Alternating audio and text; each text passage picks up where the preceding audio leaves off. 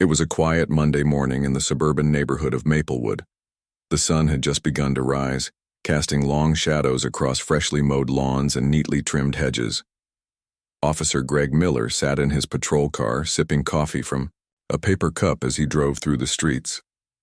It was one of those slow days where nothing much seemed to happen, a stark contrast to the chaos he'd faced earlier in his career when he worked in the city. Now, after 15 years on the force, Greg preferred the calmness of Maplewood. Most people here were friendly, waving at him as they walked their dogs or tended to their gardens. Crime was rare and life felt predictable. But that morning, something caught Greg's attention. As he turned onto Elm Street, he noticed a man walking briskly down the sidewalk. The man wore a dark hoodie pulled over his head, jeans, and sneakers. In one hand, he carried what looked like an expensive laptop bag. At first glance, there was nothing unusual about him, just another person going about his day. But something didn't feel right to Greg. For starters, hoodies weren't common attire in this part of town. People here dressed casually but always, leaned toward polo shirts or button-ups. Jeans and hoodies? Not so much. And then there was the way the man moved. His steps were quick, almost hurried, as if he were trying to get somewhere fast. Greg slowed down his car and watched closely. The man suddenly veered off the sidewalk and headed toward a house under construction. It wasn't unusual for workers to visit unfinished homes, but the timing struck Greg as odd. Construction crews usually showed up later in the morning, not this early. Plus, the man hadn't stopped to talk to anyone else. He just walked straight into the driveway, pulled out a set of keys, and unlocked the front door before disappearing inside. Greg frowned. Something about the situation gnawed at him. He parked his patrol car near the curb and stepped out, his boots crunching against the gravel. Pulling his hat lower over his forehead, he approached the house cautiously. His training kicked in automatically. Years of experience told him to trust his instincts. Still, he couldn't quite put his finger on why this particular scene made him uneasy. "Sir," Greg called out, his voice firm but not aggressive. "Can I have a word with you?" The man reappeared in the doorway, looking startled but composed. He raised his hands slightly, palms open, as though showing he meant no harm. "Is everything okay, officer?" he asked calmly. Greg introduced himself and asked for identification. The man complied without hesitation, pulling out his wallet and handing over his driver's license. Greg glanced at it briefly. The name read Marcus Johnson, and according to the address listed, Marcus lived only a few blocks away. That detail threw Greg off for a moment. If Marcus lived nearby, why would he be visiting this specific property? Curiosity got the better of him. "What are you doing here?" Greg asked, his tone sharper than he intended. Marcus didn't flinch. Instead, he explained that he owned the house. "I bought it a couple of months ago," he said matter-of-factly. "I'm renovating it into a smart home. Here, let me show you." He reached into his pocket and pulled out his phone, scrolling through photos of architectural blueprints and design ideas. "See? This is what I'm working on." Greg studied the images skeptically. They looked legitimate enough, detailed. Floor plans, color schemes, and even notes about integrating smart technology into the structure. Yet, something still didn't sit right with him. Was Marcus really telling the truth? Or was this all part of some elaborate ruse? Over the years, Greg had encountered plenty of criminals who used convincing stories to cover their tracks. Could this be one of them? He decided to dig deeper. "Do you mind if we verify your ownership of this property?" Greg asked, already reaching for his radio to contact dispatch. "Just routine procedure." Marcus sighed but nodded. "Go ahead," he said. "I've got nothing to hide." As Greg waited for confirmation, he couldn't help but notice how calm Marcus remained throughout the entire ordeal. There was no nervous fidgeting, no stammering, no signs of guilt. Just quiet confidence. For a brief moment, Greg wondered if he'd misjudged the situation. What if Marcus was exactly who he claimed to be? A young professional with big dreams? Or worse, what if Greg's suspicions stemmed from something deeper, something he hadn't fully acknowledged within himself? Minutes passed before dispatch came back with the information. According to public records, Marcus indeed owned the house. All permits for renovation work checked out too. Everything was above board. Feeling a mix of relief and embarrassment, Greg returned to Marcus. "Looks like everything's in order," he muttered, avoiding eye contact. "Sorry for the inconvenience." Marcus nodded politely. "No problem," he replied. "I understand you're just doing your job." But as Greg walked back to his patrol car, he couldn't shake the nagging feeling that he'd missed something important. Had he let bias cloud his judgment? Was this really just about following protocol, or had something else influenced his actions? These questions swirled in his mind as he drove away, leaving Marcus standing alone in the doorway of his half-finished dream home. Little did Greg know, this encounter would mark the beginning of a journey neither man could have anticipated. A journey that would challenge their assumptions, test their patience, and ultimately bring them closer together than either thought possible. Officer Greg Miller sat in his patrol car, gripping the steering wheel tightly as he replayed the morning's events in his mind. He'd driven away from Marcus Johnson's house feeling uneasy, but not because of any immediate threat or danger. It was something deeper, a gnawing sense of doubt that lingered long after he'd left Elm Street behind. Greg prided himself on being a good cop. Over his 15 years on the force, he had built a reputation for fairness and professionalism. He believed in protecting his community, treating everyone with respect and following the law to the letter. But now, sitting alone in his car, he couldn't ignore the nagging voice inside him whispering one uncomfortable truth. What if he had profiled Marcus? The thought unsettled him.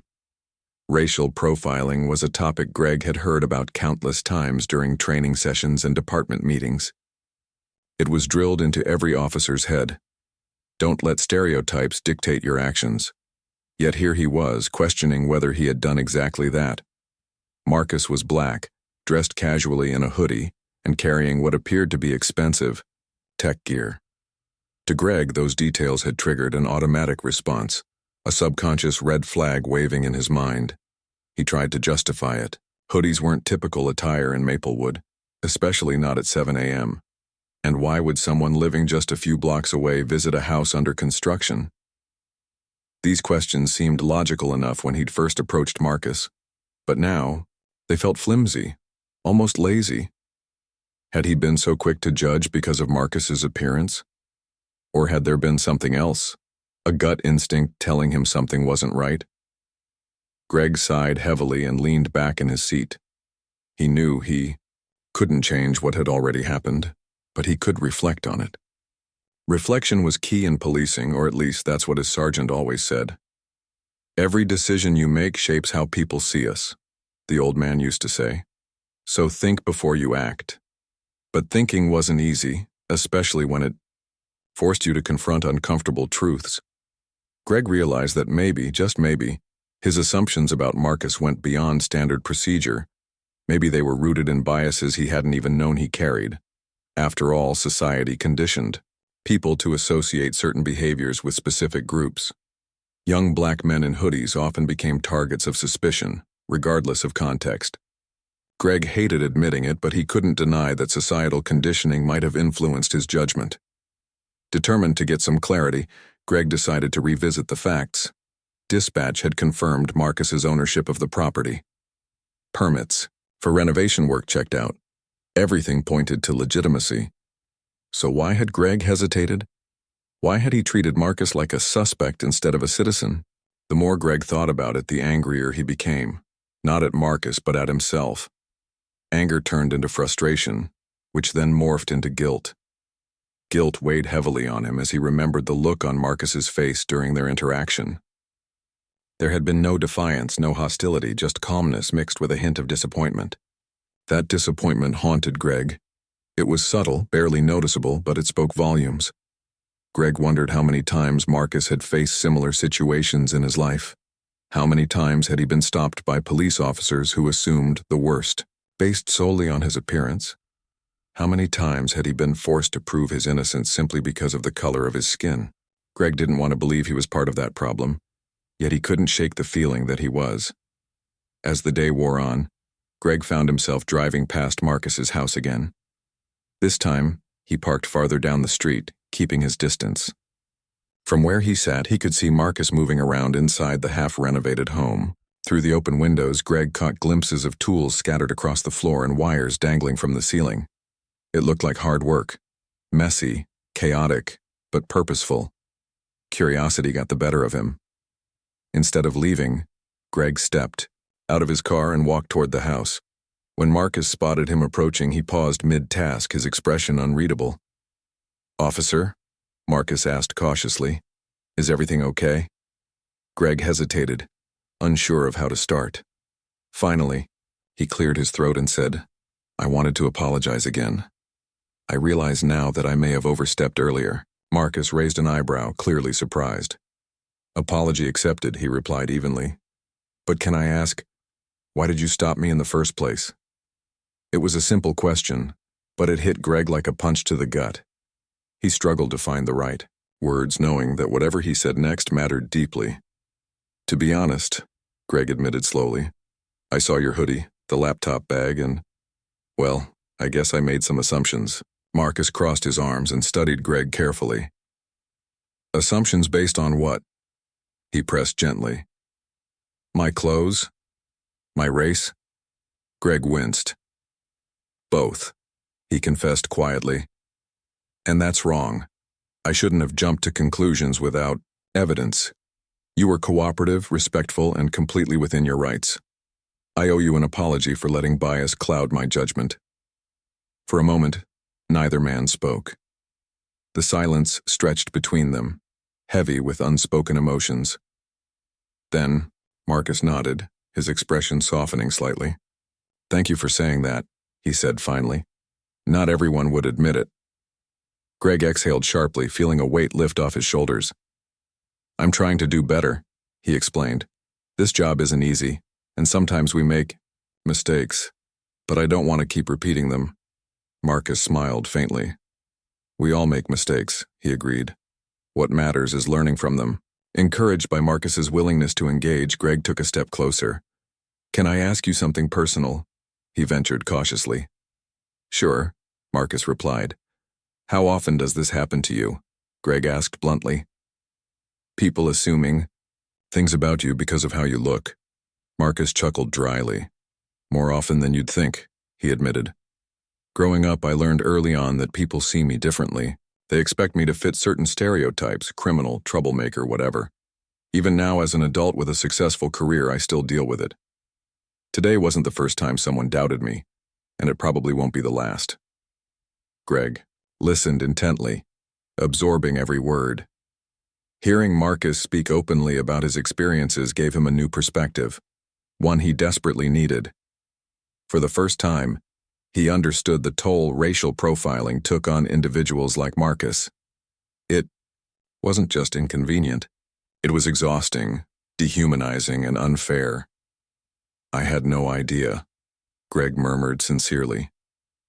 "I mean, I knew racism existed, but hearing it firsthand makes it real. I'm sorry you have to go through that." Marcus shrugged. "You're not responsible for other people's actions," he said. "But if you're willing to listen and learn, that's a step in the right direction." Their conversation continued for nearly an hour. Greg asked questions about Marcus's background, his career as a software developer, and his passion for renovating homes. In turn, Marcus shared stories about growing up in a low-income neighborhood, overcoming obstacles, and pursuing his dreams despite systemic barriers. Each story painted a vivid picture of resilience and determination, qualities Greg admired deeply. By the end of their talk, Greg felt a newfound respect for Marcus, not just as a homeowner or professional, but as a human being navigating a world full of challenges. He also recognized his own privilege, the fact that he rarely had to worry about being judged based on appearances. That realization humbled him. Before leaving, Greg extended his hand. "Thanks for taking the time to talk to me," he said earnestly. "I really appreciate it." Marcus shook his hand firmly. "Anytime," he replied. "Let's hope this leads to something positive." As Greg drove away, he felt lighter, as though a burden had been lifted. He knew he still had much to learn, but for the first time in a long while he felt hopeful. hopeful that change was possible, not just within himself, but within the system he served. All it took was honesty, empathy, and a willingness to listen. Little did Greg know this was only the beginning of a journey that would challenge him in ways he never imagined, and ultimately reshape the way he viewed the world around him. The days after Greg's second encounter with Marcus were filled with a mix of emotions: guilt, determination, and a growing sense of responsibility. Greg couldn't stop thinking about their conversation. Every detail Marcus shared replayed in his mind like a loop he couldn't turn off. He kept picturing the calm yet weary expression on Marcus's face when he talked about being judged unfairly. That look haunted Greg not because it was accusatory, but because it was resigned, as if Marcus had grown used to such treatment. Greg decided he needed to do more than just reflect. Reflection alone wouldn't change anything. If he truly wanted to make amends, he had to take action. But what could he do? How could one person combat something as deeply ingrained as systemic bias? The questions swirled in his head as he sat at his desk late one evening, staring at the stack of paperwork in front of him. It was then that an idea struck him. What if he invited Marcus to speak at the police station? Not as a suspect or even as a victim, but as someone whose voice mattered. Someone who could share his experiences openly and honestly with officers who might benefit from hearing them. Greg knew it was a bold move. Some of his colleagues wouldn't take kindly to having their biases called out, but he also believed it was necessary. Change rarely came without discomfort. The next morning, Greg mustered up the courage to call Marcus. To his surprise, Marcus agreed almost immediately. "I've thought about doing this before," Marcus admitted over the phone. "If sharing my story can help others understand where I'm coming from, then I'm willing to try." Few weeks later, Marcus stood in front of a room full of police officers, including Greg. The atmosphere was tense. Some officers looked curious while others appeared defensive. Greg introduced Marcus briefly, emphasizing the importance of listening without judgment. Then, he stepped aside and let Marcus take the stage. Marcus began by talking about his childhood. Growing up in a low-income neighborhood, he faced challenges most people in Maplewood couldn't imagine. Crime rates were high, resources were scarce, and opportunities were limited. Yet, despite these obstacles, Marcus excelled in school, earning scholarships that allowed him to attend college. His dream was simple: to use technology to improve lives. Over time, he built a successful career as a software developer, working on projects that combined innovation with social impact. But success didn't shield him from prejudice. As Marcus spoke, he recounted countless instances where he'd been racially profiled, not just by police officers, but by store clerks, neighbors, and strangers on the street. Each story painted a vivid picture of frustration and exhaustion. There was the time a cashier followed him around a store, assuming he intended to shoplift. Another time, a security guard stopped him outside an office building, questioning whether he belonged there. And of course, there were encounters with law enforcement like the one with Greg that left him feeling both misunderstood and unseen. "You don't realize how tiring it is," Marcus explained, his voice steady but tinged with emotion. "Every day you have to prove yourself, not just as a professional but as a human being. You're constantly fighting against stereotypes that people project onto you. It's draining." The room fell silent. Some officers shifted uncomfortably in their seats while others nodded in understanding. Greg watched closely, gauging reactions. He noticed a few skeptical glances, but many seemed genuinely moved by Marcus's words. One officer raised his hand and asked, "What can we do differently? How can we avoid making assumptions like the ones you've described?" Marcus smiled, faintly. "Start by listening," he replied. "When you interact with someone, focus on their actions, not their appearance. Ask questions instead of jumping to conclusions. And most importantly, recognize that bias exists, even if you don't mean to act on it. Awareness is the first step toward change." As the session continued, Marcus fielded more questions addressing topics like implicit bias, cultural sensitivity, and the importance of empathy in policing. By the end of the presentation, The tension in the room had eased significantly. Several officers approached Marcus afterward to thank him for sharing his perspective. Greg noticed a few animated discussions breaking out among his colleagues, debates about how they could implement what they'd learned into their daily routines. For Greg, the session was transformative. Hearing Marcus speak reinforced everything he'd been grappling with internally. It wasn't enough to simply acknowledge bias. He needed to actively work against it. Inspired by Marcus's openness, Greg proposed a series of follow-up workshops aimed at educating officers about racial profiling and its effects. He suggested role-playing exercises, guest speakers from marginalized communities, and regular debriefs to discuss real-life scenarios. His ideas gained traction quickly, thanks in part to the positive feedback from Marcus's presentation. Word of the initiative spread beyond the department. Local news outlets picked up the story, praising Greg and his team for taking proactive steps toward reform. Community leaders reached out, eager to collaborate on similar efforts. Even residents of Maplewood expressed support, attending town hall meetings to voice their thoughts and concerns. For the first time in years, there was a palpable sense of progress, a collective push toward bridging divides. Meanwhile, Greg and Marcus continued to meet regularly. Their conversations evolved from formal apologies to genuine friendship. They discussed everything from sports and movies to deeper issues like systemic racism and police accountability. Through these talks, Greg gained insights he never would have discovered otherwise. He learned about microaggressions, privilege, and the value of representation. Marcus, in turn, appreciated Greg's willingness to listen and grow. One afternoon, as they sat together at a cafe near the renovated house, Greg posed a question that had been weighing on him. "Do you think trust between the police and communities, like yours, can ever be fully restored?" he asked earnestly. Marcus paused, considering the question carefully. "It won't happen overnight," he said finally. "Trust takes time to build, and it has to go both ways, but yes, I believe it's possible. People want to feel safe, respected, and heard. If officers commit to making that happen consistently, real change is achievable." Greg nodded thoughtfully. "That's what I'm aiming for," he said. "I know I can't fix everything, but I can start small. One conversation, one policy, one decision at a time." Their coffee grew cold as they talked late into the afternoon. By the time they parted ways, Greg felt a renewed sense of purpose.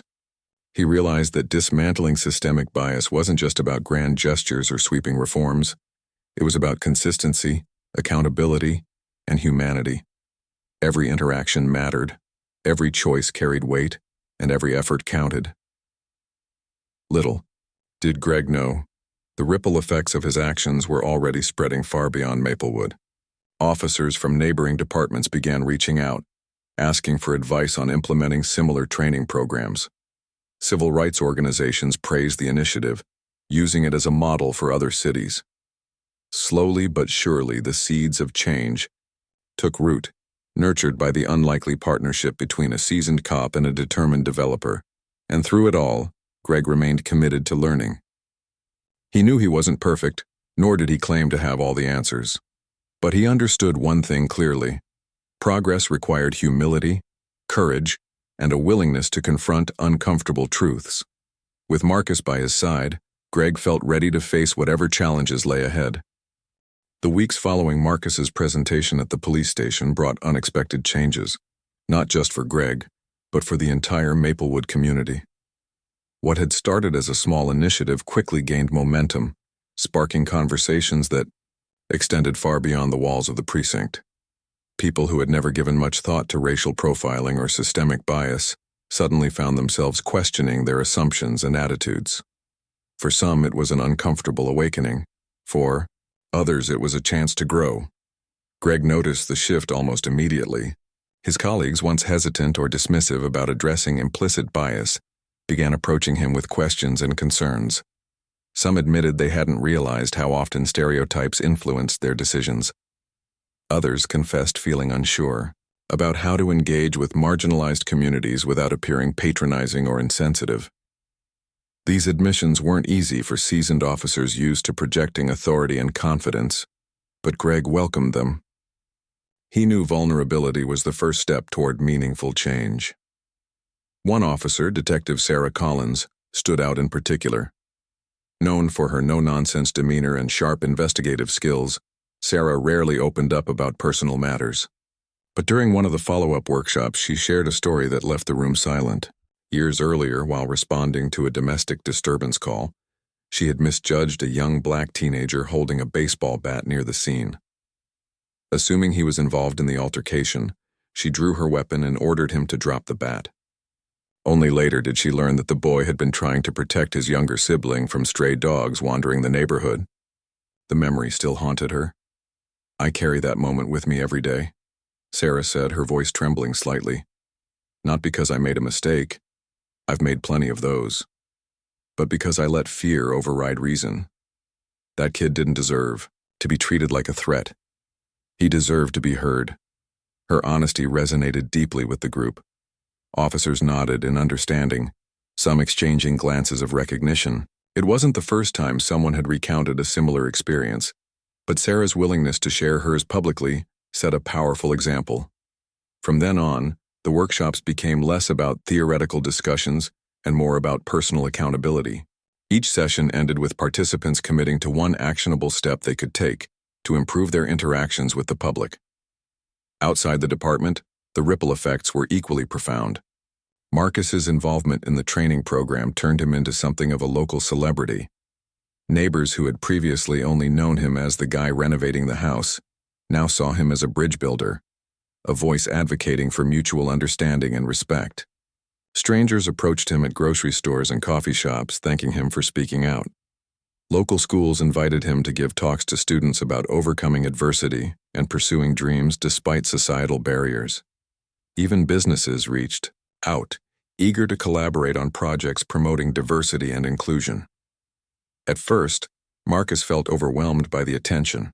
Growing up, he had learned to keep his head down and avoid drawing too much notice.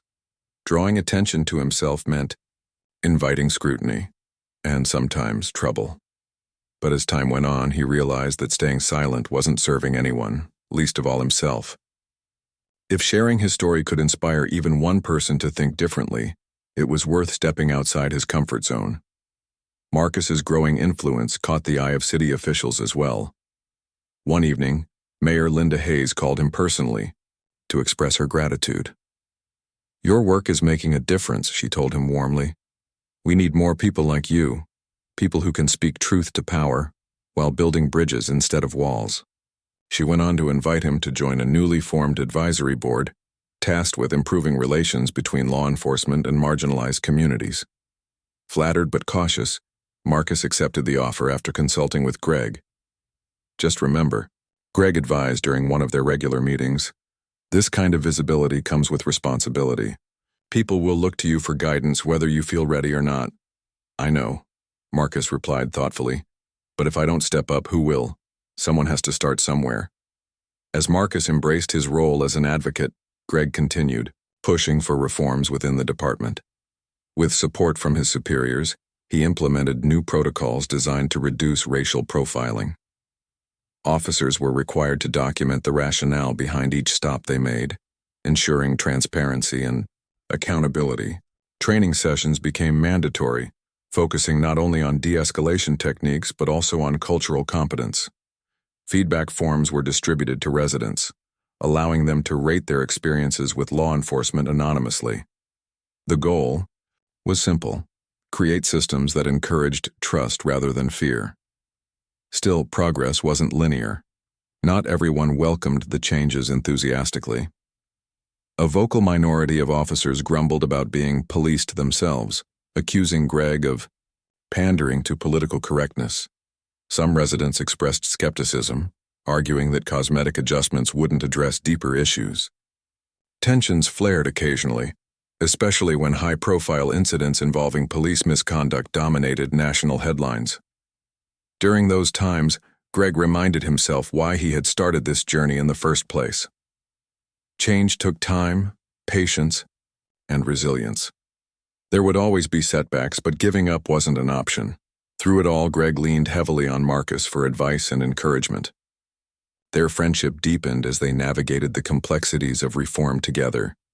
They celebrated small victories, like when an elderly resident praised an officer for treating her grandson fairly during a traffic stop. They commiserated over challenges, such as when a heated debate erupted at a town hall meeting about funding priorities. And they brainstormed solutions, pooling their perspectives to find common ground. One crisp autumn afternoon, as they walked through the now completed smart home Marcus had renovated, Greg paused to admire the sleek design. Solar panels lined the roof. Motion sensor lights illuminated the hallways, and energy-efficient appliances filled the kitchen. "This place is incredible," he said, genuinely impressed. "You should be proud." Marcus smiled, though his expression carried a hint of melancholy. "It's nice to see it finished," he admitted. "But what I'm really proud of is how far we've come since that morning on Elm Street. Look at us now, working side by side to make things better." Greg nodded, his chest tightening with emotion. "Yeah," he agreed softly. "Who would have thought something so small could lead to so much?" Their conversation drifted to the future. Both men recognized that while significant strides had been made, there was still work to be done. Systemic racism couldn't be dismantled overnight. It required sustained effort across generations. Yet standing in that house, a symbol of creativity, perseverance, and collaboration, they allowed themselves a moment of hope. Maybe, just maybe, they were laying the foundation for something bigger than either of them. Little did they know, their partnership was about to face its greatest test yet, one that would challenge everything they had worked so hard to build. But for now, they cherished the progress they had achieved, knowing that every step forward mattered, no matter how small. The changes in Maplewood didn't go unnoticed. Word of Greg and Marcus's collaboration spread quickly, first through local news outlets and then across social media platforms. Videos of Marcus's presentation at the police station went viral, with thousands of people sharing his story and praising the initiative. Comments poured in from all corners of the country, some supportive, others critical. But none could deny the impact their partnership was having on the community. For Greg, the sudden attention was both exhilarating and overwhelming. On one hand, he felt proud that his efforts were being recognized. The feedback from residents and colleagues reinforced his belief that change was possible. But on the other hand, the scrutiny made him acutely aware of how fragile progress could. One misstep, one poorly handled interaction, could undo months of hard work. He knew he had to stay vigilant. Marcus, too, found himself navigating uncharted territory. As his name became synonymous with advocacy and reform, invitations flooded in, from universities asking him to give keynote speeches, from nonprofits seeking his input on diversity initiatives, and even from tech companies eager to partner with him on projects promoting inclusion. While flattered, Marcus struggled to balance his newfound responsibilities with his personal life. Late nights spent preparing for talks and meetings left little time for rest, and the pressure began to weigh on him. Despite these challenges, both men remained committed to their mission. They understood that their journey wasn't just about them. It was about setting an example for others to follow. Every small victory fueled their determination to keep going. One such victory came during a community event organized by the advisory board Marcus had joined. The event, titled Building Bridges, aimed to foster dialogue between law enforcement and marginalized groups. Residents gathered in the town square, where booths hosted by police officers, activists, and local organizations provided resources and information. Children played games while parents engaged in lively discussions about safety, accountability, and trust. Greg stood near one of the booths, chatting with attendees who approached him hesitantly at first, but warmed up as the conversation flowed. Many thanked him for spearheading the reforms, while others shared concerns about lingering issues within the department. Listening intently, Greg jotted down notes promising to address each point thoughtfully. Nearby, Marcus facilitated a panel discussion featuring voices from various backgrounds: teachers, business owners, students, and clergy members. Each speaker shared their perspective on what it meant to feel safe and respected in Maplewood. When it was Marcus's turn to speak, he emphasized the importance of collaboration. Change doesn't happen in isolation, he said, looking directly at the audience.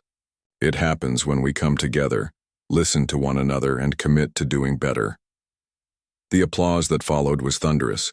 For many in attendance, the event marked a turning point, a moment when hope outweighed cynicism. People left, feeling inspired, carrying with them a renewed sense of possibility. However, not everyone viewed the developments positively. A small but vocal group of critics emerged, accusing Greg and Marcus of performative activism. These detractors argued that the changes were superficial, designed only to appease public opinion without addressing root causes. Some claimed the reforms placed undue restrictions on officers, making it harder for them to do their jobs effectively. Others dismissed Marcus outright, labeling him as someone exploiting his race for attention. Facing backlash wasn't easy, especially for Marcus. Growing up, he had learned to steel himself against negativity, but this level of hostility tested his resolve. One evening, after reading yet another hateful comment online, he called Greg, sounding defeated. "Sometimes I wonder if any of this is worth it," he admitted. "No matter what I do, there will always be people who refuse to win. See me as anything more than a stereotype." Greg listened quietly before responding. "I get it," he said. "Believe me, I've dealt with my fair share of pushback too. But you can't let those voices define you. Focus on the people who are listening, the ones whose lives you're changing. That's what matters." Marcus sighed, considering Greg's words. "You're right," he replied finally. "But it's exhausting, you know, fighting against systems that weren't built for people like me." "I know," Greg said softly. "And I'm sorry. All I can promise is that I'll keep fighting alongside you." Their bond deepened as they leaned on each other for support. Together they weathered the storms, reminding themselves that resistance often accompanied meaningful change. They celebrated milestones along the way, a successful workshop here, a positive policy update there, but never lost sight of the bigger picture. As months passed, the ripple effects of their efforts extended beyond Maplewood. Other cities took notice, reaching out to learn more about the training programs and community-building strategies implemented locally. Officers from neighboring departments attended Maplewood's workshops, returning home with fresh ideas and renewed energy. Activists cited Greg and Marcus's partnership as proof that collaboration between law enforcement and marginalized communities was possible. Even national media picked up on the story, highlighting Maplewood as a model for reform. Journalists interviewed Greg and Marcus separately, then together, capturing their dynamic partnership on camera. Clips of their interviews aired on major networks, sparking debates about policing practices nationwide. While some viewers dismissed their efforts as naive or idealistic, many more applauded their courage and persistence. Through it all, Greg and Marcus stayed grounded. They knew they weren't perfect. They still stumbled occasionally, still faced moments of doubt, but they refused to let setbacks derail them. Instead, they treated each challenge as an opportunity to learn and grow. One particularly poignant moment occurred during a visit to a middle school. Invited to speak to students about overcoming adversity, Marcus brought Greg along, hoping to showcase their partnership firsthand.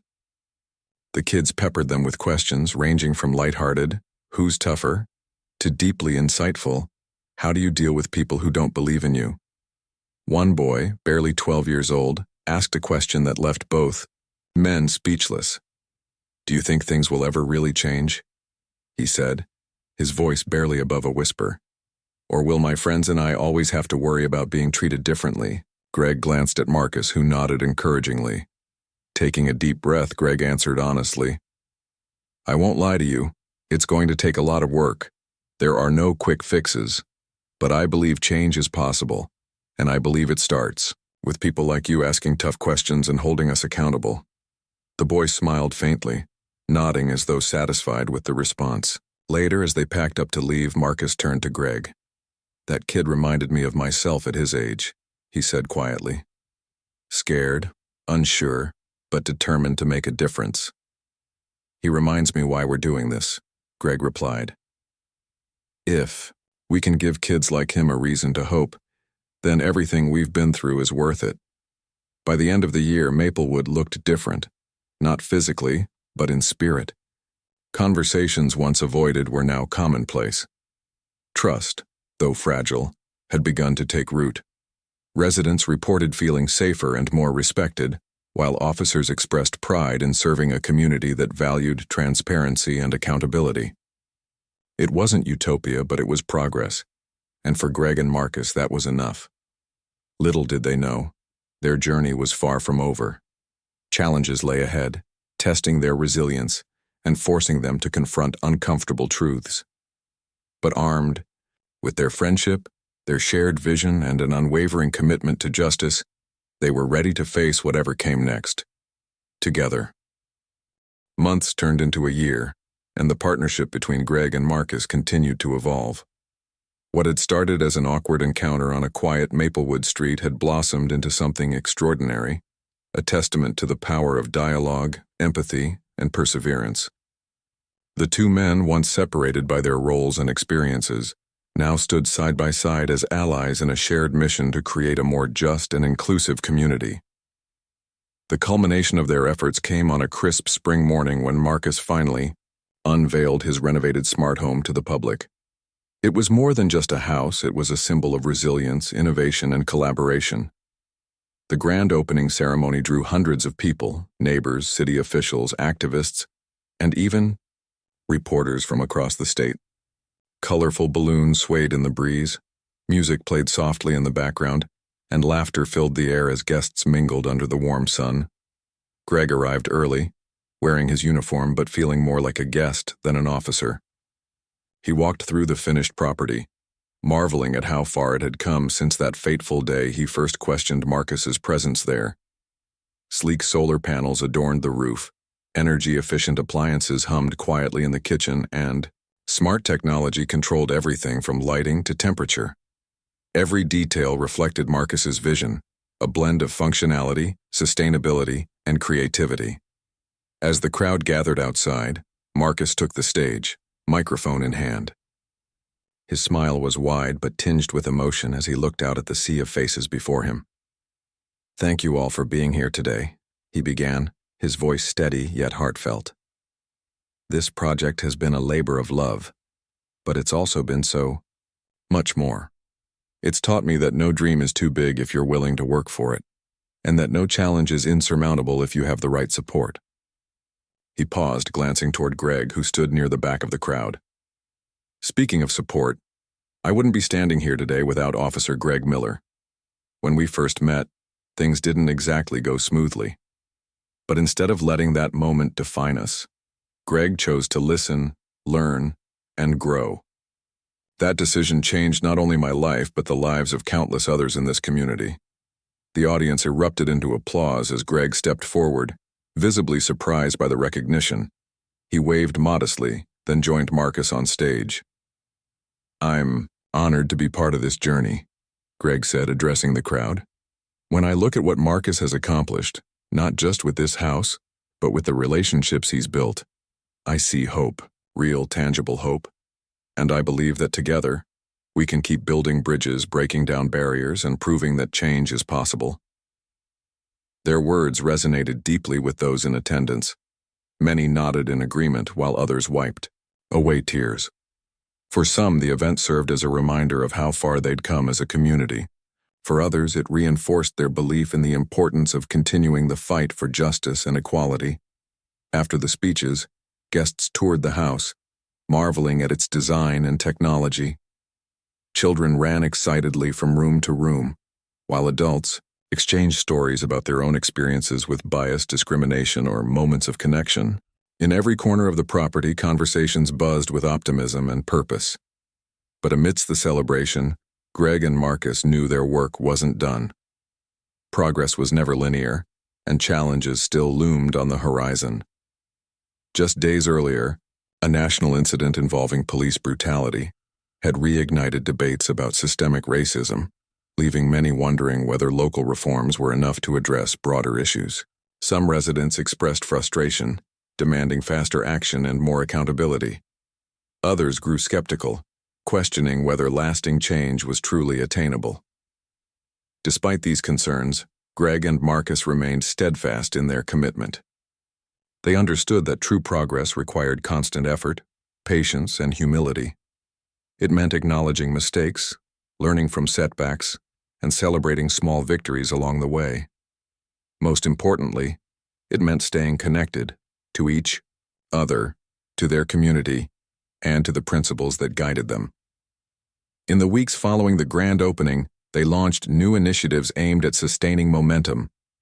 Greg introduced a mentorship program pairing seasoned officers with younger recruits, emphasizing cultural competence and ethical decision-making. Marcus partnered with local schools to teach students about coding, robotics, and entrepreneurship, inspiring the next generation of innovators. Together, they co-hosted town hall meetings, ensuring that residents had a platform to voice their concerns and ideas. Their collaboration extended beyond formal projects as well. Whether grabbing coffee together or brainstorming solutions during late-night phone calls, Greg and Marcus continued to lean on each other for guidance and encouragement. Their friendship had become a cornerstone of their advocacy, proof that meaningful partnerships could transcend differences and foster understanding. One evening, as they sat on the porch of Marcus's newly completed home, Greg reflected on how much had changed since their initial encounter. "Do you ever think about where we started?" he asked, sipping a cup of tea. Marcus chuckled. "All the time," he replied. "It's funny how one moment can lead to so much. If someone had told me back then that we'd be sitting here today working together like this, I probably wouldn't have believed them." "Me neither," Greg admitted. "But I'm glad we didn't give up. Even when things got tough, we kept pushing forward." Marcus nodded thoughtfully. "And we'll keep doing that," he said firmly. "Because the truth is, this isn't just about us. It's about everyone who deserves to feel safe, respected, and valued. We've made progress, sure, but there's still so much work to do." Greg smiled, raising his cup in a silent toast. "To the future, then," he said. "To the future," Marcus echoed, clinking his glass against Greg's.